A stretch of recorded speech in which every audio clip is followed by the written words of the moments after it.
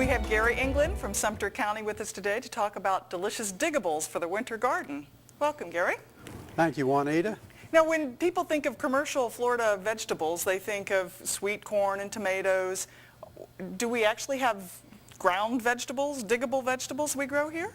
Yes, so a lot of people don't realize, and actually this area used to be a major carrot producing area down in Zellwood. There are probably 7,000 or 8,000 acres of carrots were grown at one time. This is an excellent area for carrot production.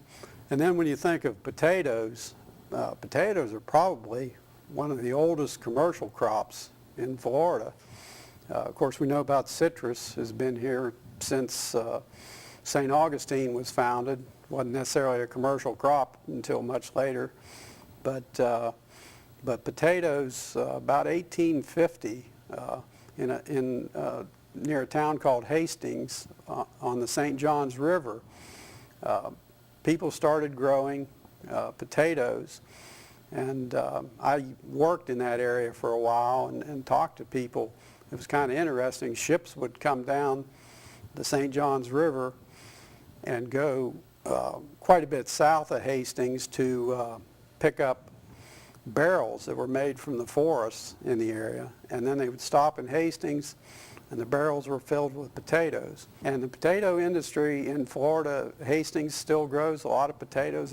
Most of those are for the potato chip industry, but there has really been an increase, especially in a little bit south of here, of what you call table stock, a lot of the red varieties.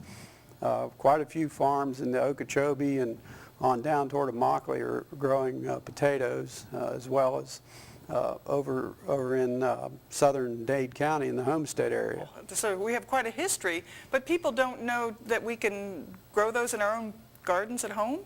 Our climate here during the winter and into the spring is very well suited for production of beets, carrots, and potatoes. Wow. I thought part of the problem was that nematodes in our soils are an issue with root crops. They can be, and we have a slide there. There's the Florida Vegetable Gardening Guide, and it'll have some suggestions on say if you decided you wanted to grow one or all three of these, you would not want to have them in the same area of your garden. You must rotate, just the same way with tomatoes. Not in the same place every year. Correct. You would move them because nematodes could become a problem. And then there's things such as solarization, where even if you're rotating and still having some problems, you could solarize in the late spring and into the summer, and that will help take care of that issue. Adding organic matter, or are there other companion crops that might help? Well, organic matter sometimes is a good crop. It would just be a fallow, and if you could put some kind of a winter rye in, say if you were fallow in the winter time, or a sorghum, which for homeowners those seed may be hard to find, but I mean that would help in the nematode situation also. Okay, so we got the ground all prepared.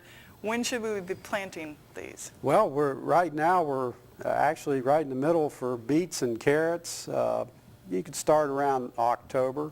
And those are grown from seed? And they're directly sown? They're direct seeded, and you could plant on into February, maybe into March. And again, the publication, and on the slide it has a website where you can look the publication up, but it has the specifics on planting times and many suggestions on producing the crops. Now for potatoes, do you just take potatoes you get in a grocery store and you cut them up to have the eyes, or do you have to get them commercially, seed potatoes, or how do you grow potatoes? The ones from the grocery store could work, but you're probably not going to be happy with the results because they're not adapted varieties for They usually Florida. start sprouting in my kitchen drawer, but, right. but they're not going to grow here that well. They'll actually grow, and you'll have good green potato tops, but there'll probably be some reason. Chances are a lot of our potatoes in the store come from Idaho, and they're varieties that work well there. You may get lucky enough and get a red Lesotho or something like that that's recommended for Florida, potentially could work. But the best thing, there's still a lot of independent garden centers, and this is the time of year, we were talking about planting times, we haven't quite gotten to the optimum time to plant potatoes. And for around here, I would say probably actually early January would be a good time, or maybe even a little later in January. January and February both work as months to plant potatoes, but you'll buy it's called seed potatoes, but they're segments of potatoes. And Or they're actually segments, not little potatoes or something like that? correct. Okay. Generally they're already cut up. If they're not, sometimes you get them whole and they hadn't been cut up. You want to make sure you have at least one eye. The little bud in bump each there on it. section when you plant it. But again, we're coming up on the time to plant potatoes.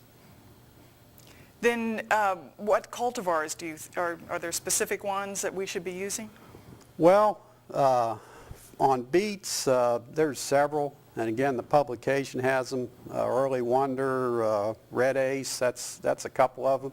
Another thing I'd like to point out about the beets, and this is an interesting, people have really started eating the tops of beets. So you can say if you're going to grow these crops and you don't really care about the bottoms, there's a lot of nutritional value in beet tops, so you would sow them a lot thicker where they wouldn't tend to bulb up as much, and you could cut the tops. So that's some of the options there. In carrots, I always like for homeowners, especially the Nance varieties, which years ago the commercial growers grew something called mini sweets. They weren't the real big carrot, but they were very sweet. And that's your Nance type. Scarlet Nance is probably one of the top varieties. But the regular carrot that we're used to seeing is an Imperator type. And actually there's a variety called Orlando Gold. And one of the retired scientists from the University of Florida, Dr. Jim Strandberg, helped develop this variety 25 to 30 years ago. And it was developed for this area. So if you could find Orlando Gold, that would be a good carrot.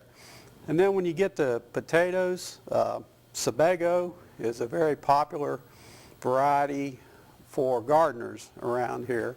There is still some commercial Sebago acreage, but not a whole lot. And then you go to your red Lesotho, would be a good choice for a red potato for this area. Okay, we're out of time. All this information can be found in this publication Yes. on the web? Yeah, the Florida Vegetable Gardening Guide on solutionsforyourlife.com Okay, website. great.